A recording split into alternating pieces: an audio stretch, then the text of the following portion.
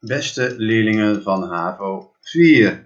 Dit is een short report over cultuur, identiteit op Curaçao, gebaseerd op bladzijde 14 tot en met 20, de waarheid van Curaçao. We gaan het hebben over internalisatie, identiteit, Judy Curaçao, Europese Nederlanders, betwixt en Makamba Pretu, en dat in maximaal 5 minuten. Ja? Let goed op en je weet, als je het even niet snapt, kun je het gewoon even nalezen.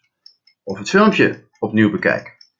Cultuur, identiteit op Curaçao. Even terug naar de vorige uitleg. Je imiteert, je haalt overal informatie vandaan, voortdurend om je heen, sociale interactie en sociale controle. Mensen reageren positief op gedrag dat ze graag willen zien van je en negatief op gedrag dat ze minder graag zien. Dat internaliseer je, dat maak je eigen en uiteindelijk leidt dat tot identiteit. Ja, bijvoorbeeld dat van een Judy Curaçao. Ja, internalisatie leidt voortdurend tot een bepaalde identiteit. Ja, internalisatie is gedrag vanwege een langdurige verwachting van de omgeving, van de buitenwereld, van de kerk, van je klasgenoten, van je vrienden, van je familie. Dat is internalisatie. Nou, identiteit is afhankelijk van de context, van de situatie. En identiteit is ook afhankelijk van socialisatie. Het voortdurende proces van cultuuroverdracht in de kerk, in de sportvereniging, op school en in het gezin. Een voorbeeld is de Judy Curaçao. Dat is dus een concept van wie de echte Curaçaoaan is. Maar wanneer is dat dan? Als je op Curaçao bent geboren, als een van je ouders dat is, als je papiment toespreekt. Nou, dat is maar afhankelijk van wie je het vraagt. Ja? Het kan beide Judy Curaçao zijn. Of de verbondenheid die je met het eiland voelt. Ben je nog een Judy Curaçao als je naar Nederland bent geweest en dan terugkomt? De ene zegt dan wel, de andere zal zeggen van niet. Afhankelijk dus van de context en van de situatie.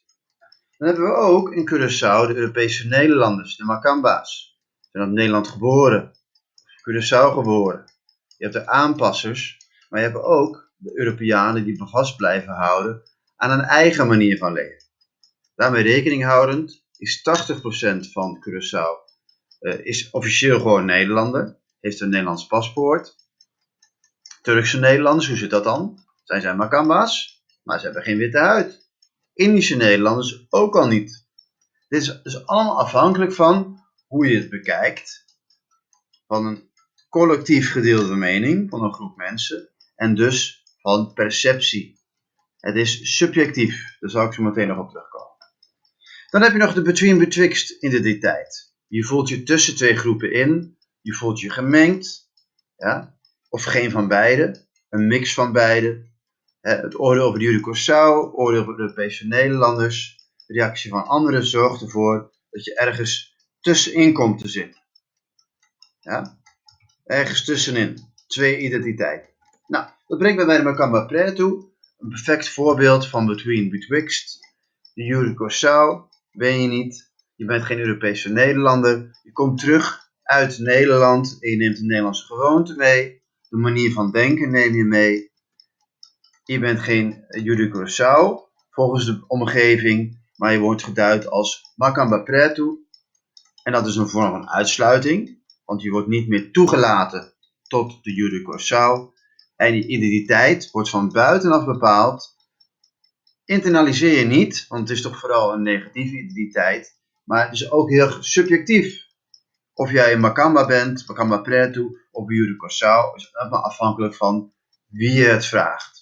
Dus in grote mate is het subjectief, het is afhankelijk van een mening van een grote groep mensen.